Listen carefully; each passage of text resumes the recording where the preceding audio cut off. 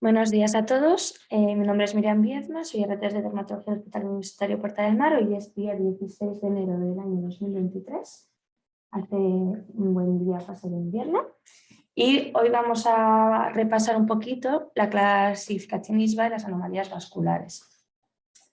Bueno, ISVA significa International Society for Study of Vascular Anomalies. Toda esta cooperación se formó a raíz de los profesores John Mulliken y el doctor Anthony E. Young, que son dos cirujanos plásticos que hacían unas reuniones bianuales para hablar de las anomalías vasculares y sus clasificaciones, hasta que ya se formalizó en esta sociedad, y desde entonces se van reuniendo y van volviendo a clasificar las anomalías vasculares. Tiene una página web muy bien que con desplegables te van abriendo todas las anomalías vasculares. Y este sería el resumen básico en el que se basa su última actualización de clasificación de las anomalías vasculares, que se actualizó en el 2018. Principalmente vamos a tener dos grandes grupos: los tumores vasculares y las malformaciones vasculares. Los tumores son auténticos tumores, es decir, una proliferación, ya sea benigna o maligna, de células. Mientras que una malformación vascular es una morfología, es una anomalía morfológica en la formación de los vasos, de manera que no tienen un recambio de proliferación celular más que el habitual tisular, y van a tener un comportamiento y un crecimiento distinto, con una vida distinta. Hoy va a ser la primera parte y nos vamos a dedicar a hablar de los tumores vasculares, dejando la parte de las malformaciones vasculares para otra sesión. Como vemos aquí, por ejemplo, en el caso del hemangioma infantil, que va a ser el tumor vascular que vamos a hablar porque es el más frecuente de la infancia, va a tener un comportamiento de proliferación distinto al de las malformaciones vasculares. Tiene una fase proliferativa y luego de invulación, en comparación con la malformación vascular, que simplemente se va a permanecer y va a crecer con el niño. Entonces, entrando en los tumores vasculares, la ISVA los clasifica según su comportamiento en benignos, agresivos de significado incierto, y en malignos. Los benignos, estos serían los más importantes, el más importante, el hemangioma de la infancia o infantil, y luego a destacar, que vamos a ser los que vamos a hablar hoy, el hemangioma congénito, el angioma en penacho, el hemangioma de células fusiformes y el hemangioma epitelioide, también metiendo aquí el granuloma piógeno, que se lo vamos a comentar. Tenemos aquí también en la clasificación de otros un montón de anomalías vasculares que se han ido metiendo también a lo largo de los años en las clasificaciones, que son algunos de ellos raros, que tienen mucho que ver con más que comportamientos clínicos, con diferencias en la anatomía patológica, que eso sí que no nombraremos. Los localmente agresivos los vamos a identificar para que no se nos olvide y no nos despistemos cuando tengamos la palabra endotelioma, hemangiendotelioma, angioendotelioma. Ese endotelioma tenemos que pensaría que va a tener un comportamiento agresivo en comparación con hemangioma, ¿vale? Para no despistarnos. Y nombraremos rápidamente pues, el hemangiendotelioma caposiforme y el retiforme, y el angioendotelioma papilar intralinfático. En este grupo también tenemos el sarcoma de Kaposi, ¿vale? Que hoy tampoco lo vamos a hablar. Y por último, los tumores vasculares malignos, en el que encontramos el angiosarcoma, que es el más conocido, que tampoco trataremos, y nombraremos brevemente otro tumor vascular maligno, que es el hemangiendotelioma epitelioide. Todo el rato que oigamos endotelioma, pues pensar en que ya va a ser de cierta agresividad. Y bueno, y sus alteraciones genéticas que veremos. Empezamos con los tumores vasculares benignos, y el que más tiempo vamos a dedicar es el hemangioma infantil, debido a su gran frecuencia. Estamos en tumores vasculares y lo que más nos va a identificar el hemangioma infantil es sobre todo el GLUT1 positivo, lo más importante que tenemos que recordar del hemangioma infantil. Casi todos los tumores vasculares, por ejemplo, de una forma básica aquí en anatomía patológica, se les suele pedir el marcador WT1, que entonces se marca que estamos ante un tumor vascular, las malformaciones vasculares no lo marcan, y ya si es WT1 y GLUT1 positivo, estamos ante un hemangioma infantil, ¿vale? Eso es como lo más básico para recordar de anatomía patológica. Se trata del tumor más frecuente benigno que encontramos en la infancia, y lo vamos a tratar de patología, por eso es muy importante que nos detengamos en él, y va a aparecer en las primeras semanas de la vida. más o menos tiene una incidencia de entre un 4 a un 5% de los lactantes, y en cuanto a epidemiología no está muy claro si hay una predicción en caucásicos, porque o si se ha diagnosticado más en ellos. También durante mucho tiempo y en muchas series se ha visto que las mujeres parecían tener una mayor riesgo de incidencia, sin embargo en otras series actuales incluso prospectivas no han visto diferencias, entonces también ha quedado un poco en el aire. Y sí que se ha visto que las mujeres tienen un mayor riesgo de ser hemangiomas más graves y más complicados. Los factores de riesgo asociados del hemangioma es la prematuridad y de forma independiente incluso el bajo peso, ¿vale? Un bebé con bajo peso también va a tener un mayor riesgo de tener hemangiomas infantiles, así como todo lo que puede causar una insuficiencia placentaria, placenta previa, preeclampsia. También se ha visto que aquellos niños que se les ha realizado una toma de biopsia coriónica han tenido un mayor número de incidencia en hemangiomas infantiles versus aquellos que, por ejemplo, se tomó una amniocentesis cuando se realizó ninguna toma de muestras, y el aumento de la edad materna también aumenta el riesgo.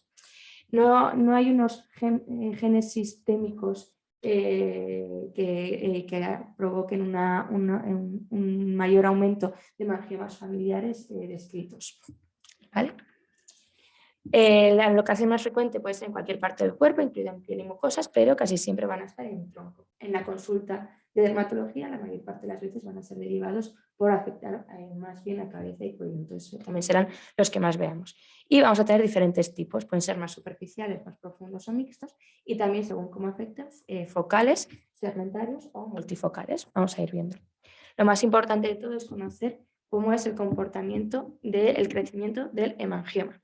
Va a aparecer en las primeras semanas de vida y va a tener una fase de proliferación rápida, de manera que lo más rápido de todo va a ser a los 2 meses, y el 80% habrá alcanzado su mayor grado de proliferación y de tamaño a los 3 meses.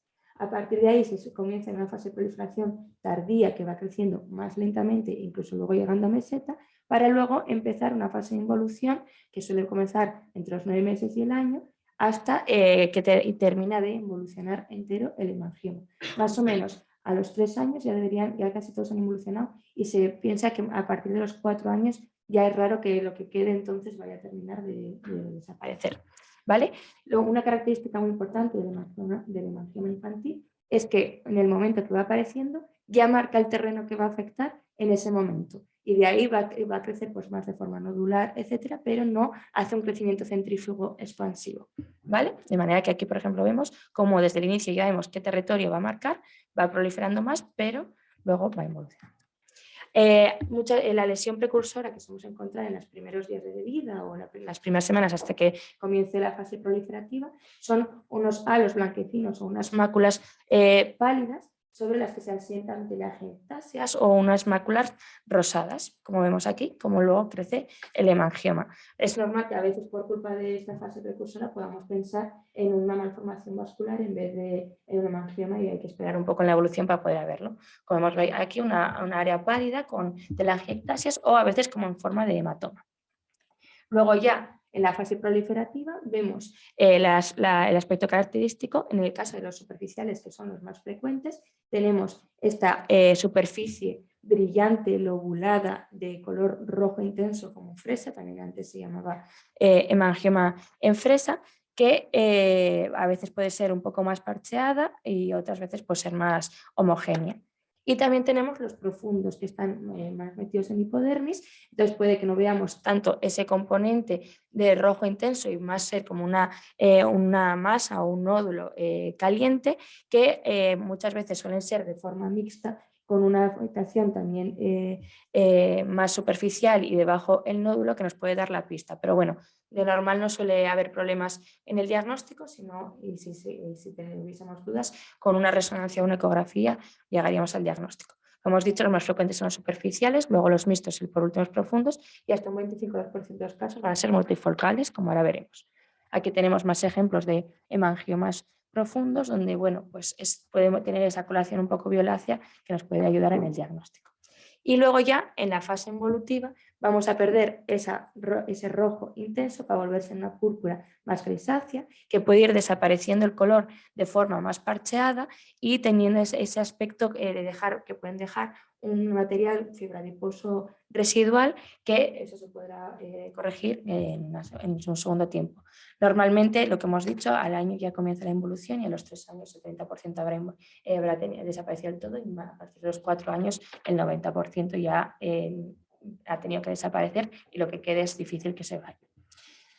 Hay un tipo de hemangioma infantil distinto que se llama el de crecimiento mínimo detenido o abortivo, en el cual no llega a haber esa fase de proliferación sin llegarse a hacer nodular y evidente, se queda como una mancha telangiectásica que puede tener alguna pápula proliferativa de forma puntual, que estos tienen un mayor riesgo de no llegar a involucionar del todo, a complicarse con ulceración y a tener manifestaciones extracutáneas que ahora veremos. También los podemos dividir en focales y segmentarios. Los focales afectan de forma focal, como lo que son los clásicos, los más frecuentes que tenemos aquí, y los segmentarios van a afectar a una zona determinada del cuerpo, como puede ser un segmento de la cara o, por ejemplo, la zona sacra, una extremidad, etcétera. Que ahora veremos cómo van a ser importantes en el diagnóstico de manifestaciones extracutáneas. Tenemos aquí cómo se dividen los segmentarios en la cara, ¿vale? Que es importante. El S1 y el S2 van a ser los de mayor riesgo, para lo que luego comentaremos. Y, por ejemplo, en el caso de los hemangiomas focales en extremidades o en zonas sacrales, como es en la mano, esto sería un guante de motorista que respeta la zona distal de los deditos, en este caso sería focal, mientras que los que son segmentarios afectan a toda la zona acral, incluidos los deditos. Entonces, en cuanto a complicaciones, la más frecuente que vamos a encontrar, hasta un 10% de ellos, es la ulceración. ¿Vale? No suelen sangrar, pero bueno, hay que tratar el componente del dolor asociado, metronidazol gel, como cualquier úlcera, y luego pues problemas que pueden dejar una pequeña zona de cicatricial. Otras complicaciones es el cambio fibra adiposo, telangiectasias, que pueden dejar una vez involucionado, que también se podrán tratar de forma posterior, y también tendremos que tener en cuenta la disfiguración y pérdida de función. Pero lo más importante de todo es pensar si vamos a tener una asociación extracutánea a ese hemangioma. Dentro de los hemangiomas segmentarios faciales tenemos que tener en cuenta la posibilidad de encontrarnos ante un síndrome facies, sobre todo en aquellos hemangiomas segmentarios que son mayores de 5 centímetros. Hasta un 20-31% de los hemangiomas segmentarios faciales pueden tener un síndrome facies, que consiste en el hemangioma segmentario facial, en alteraciones en la fosa posterior cerebral, alteraciones arteriales cerebrales, sobre todo en la carótida interna, este lo presenta en un 91% de los síndromes facies, alteraciones cardíacas, siendo la coartación de aorta más frecuente, hasta en un 45% de los casos vamos a tener una anomalía cardíaca, y luego anomalías oculares y anomalías del rafe medio, como puede ser el rafe umbilical o defectos externales. El 90% de los síndromes facies va a tener el hemangioma segmentario facial y una manifestación extracutánea. Como hemos dicho antes, en los segmentos S1 y S2 van a ser los que mayor riesgo de presentar síndromes facies tengan, sobre todo el S1. Aquí tenemos los criterios diagnósticos de síndrome de Facies, que sobre todo lo que tenemos que pensar es un hemangioma de más de 5 centímetros, y que ahora comentaremos que tenemos que solicitar. Luego otro riesgo de hemangioma segmentario facial, en este caso de la zona de la barba, de los segmentos bajos de la cara, lo que tenemos que tener cuidado y pensar en manifestación extracutánea es que tenga asociados otros hemangiomas en la zona otorrinolaringológica, ¿vale? Sobre todo en la linge subglotis, estar pendientes de ruidos de estridor, etcétera, y hacer una evaluación otorrinolaringológica. Entonces, cuando tengamos un hemangioma segmentario facial, lo que tendremos que pedir es una resonancia y una resonancia para descartar anomalías cerebrales y vasculares, un ecocardiograma para las anomalías cardiológicas y un examen oftalmológico. En el caso de la barba, también pedirle otorrinolaringológico, ¿vale? Y de forma similar tenemos hemangiomas segmentarios en la línea media lumbrosacra. Ya simplemente teniendo este hemangioma, un 35% de ellos pueden tener una disgrafia oculta, y de forma análoga al síndrome de Facies tenemos el síndrome lumbar, que consistiría en hemangiomas segmentarios lumbares, que normalmente suelen tener alguna otra manifestación cutánea como lipomas o apéndices, y que podemos llegar a encontrar alteraciones renales y genitourinarias, alteraciones en la zona anal y deformidades óseas, ¿vale? Además del digrafismo que hemos comentado. Por lo tanto, pues habrá que pedirles en caso de menos de 3 años, primero empezar con una eco que valore los riñones, la zona genitourinaria y el abdomen, y más de 3 ya pedir una resonancia. Por último, los hemangiomas multifocales, hasta un 25% de los casos podemos encontrar multifocalidad, y le debemos dar importancia cuando se encuentren más de 5 hemangiomas. En ese caso, hasta un 16% de los hemangiomas pueden tener asociados hemangiomas viscerales, siendo más frecuente los hepáticos, que suelen tener el mismo curso que los hemangiomas normales. Normalmente suelen ser focales, va a tener una rápida involución, y tendremos que tener cuidado con los hemangiomas multifocales y difusos del hígado, porque son los que pueden complicarse produciendo, por ejemplo, una insuficiencia cardíaca, una congestión cardíaca, o también tendremos que tener cuidado con el hipotiroidismo, ya que estos hemangiomas, aunque alguno también cutáneo puede darlo, puede producir un mayor aumento de la iodotironina desiyodinidasa tipo 3, que inactiva las hormonas tiroideas, dando un hipotiroidismo.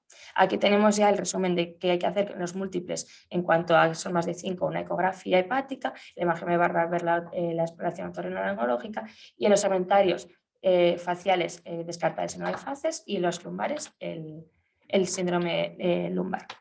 Como tratamiento, pues hay que tener, como siempre, el orden claro. Lo más importante es ver si se tiene un riesgo vital, como los hemangiomas hepáticos que hemos visto, la función, que uno altere la función, como puede ser la vista si está en un párpado superior, así como las complicaciones con ulceración y la cosmética que puedan tratar. Lo más frecuente que vamos a hacer, no tratar, vigilancia y esperar la involución. Como tratamiento local de la úlcera, el metronidazol gel, y en aquellos casos que queramos ayudar un poco en la involución, está el timolol tópico, que es un beta bloqueante más potente que el propanolol, por eso se da solamente de forma local al 0,5%, 2 veces al día durante 16 semanas.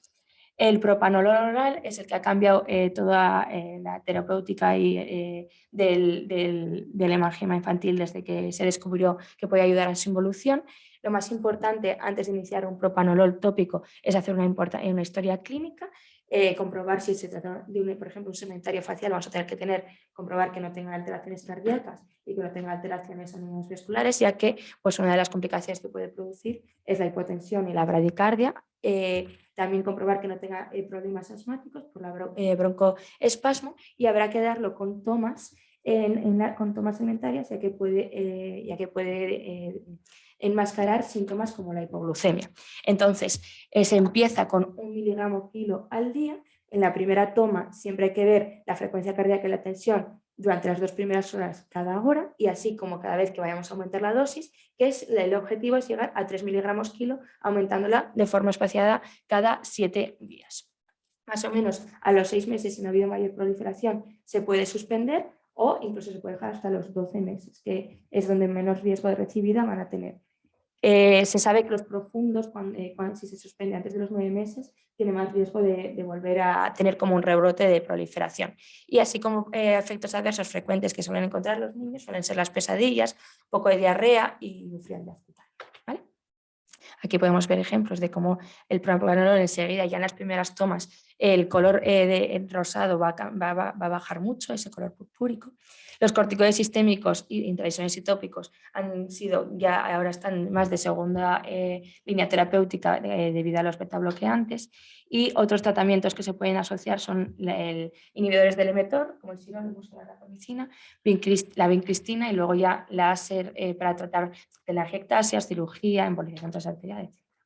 Bueno, hasta casi toda la sesión trataba sobre todo del hemangioma infantil, porque creo que es muy importante conocerlo, al ser el tumor más frecuente de la infancia. Ahora vamos a ver las características básicas de los principales tumores vasculares benignos. Vamos a empezar por el hemangioma congénito, que en este caso son hemangiomas que ya van a estar presentes de forma intrauterina, los vamos a ver incluso en las ecografías natales, y no van a tener el GLUT1 positivo como en el hemangioma infantil, y van a tener un patrón de crecimiento diferente. Tenemos dos tipos, que son los de involución rápida y los no involutivos, y entre medias uno intermedio que se llama los parcialmente involutivos. En el caso de los rápidamente involutivos, como digo, los vemos ya desde el nacimiento, tienen la proliferación intrauterina y una vez que nacen ya comienzan con una involución rápida, de forma que al año ya suelen estar completamente involucionados. Suele ser predominantemente en formas extremidades inferiores, no hay una predominancia en niños y en niñas y no tiene esos factores de riesgo de prematuricidad como tiene el hemangioma infantil, como podemos ver aquí, a los que al nacer y cómo evolucionan los 9 meses. O este otro, que luego también deja pues, más componente de tejido fibra depositaria. No hay que tratar, no responde bien de hecho a corticoides ni a propanolol y tiene un mayor riesgo de complicaciones como el sangrado, que se puede tratar mediante cirugía o embolización.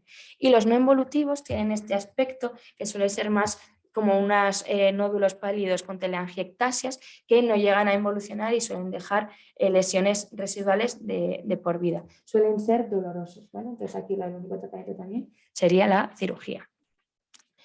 Entre medias tenemos el parcialmente involutivo, en el que sí que presenta una involución, pero no llega a desaparecer. Como por ejemplo, varios ejemplos aquí. El angioma en penacho lo vamos a dejar como el último tumor benigno porque va a tener un espectro de otro tumor que veremos que es de los de localmente agresivos, que ahora lo veremos.